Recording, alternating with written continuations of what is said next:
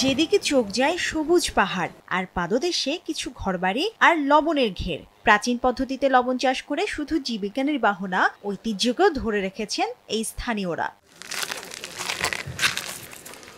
আলজেরিয়ার উত্তর পূর্বাঞ্চলের উপকূলবর্তী পাহাড় কাবিলিয়ার পাদদেশে আছে লবণাক্ত হ্রদ। সমুদ্রপৃষ্ঠ থেকে এত উঁচুতে প্রাকৃতিক হ্রদ থেকে লবণ আহরণ সমতল থেকে আলাদা এবং কষ্টসাধ্য, কিন্তু নিজেদের ঐতিহ্যকে ধরে রাখতে স্থানীয় কাবিল আদিবাসীরা শত শত বছর এই পদ্ধতিতে লবণ আহরণ করে থাকেন।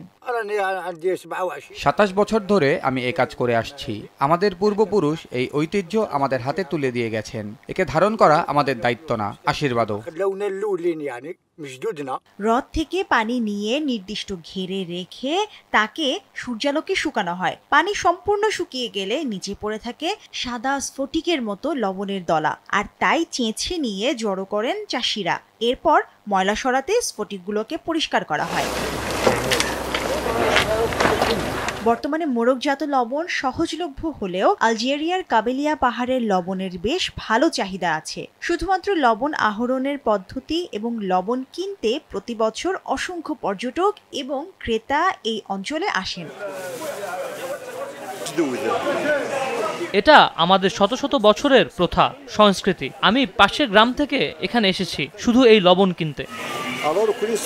লবণ আহরণের সময়ে প্রতি শনিবার কাবিলিয়া পাহাড়ি এলাকায় বিশাল এক বাজার বসে, যেখানে লবণের সঙ্গে ফিগস নামের ফল, জলপাইয়ের তেল, নানা ধরনের পাহাড়ি স্থানীয় মশলা সহ আরো অনেক কিছু বিক্রি করে থাকেন স্থানীয়রা। মুশরিফা নুজাত, দেশ টিভি।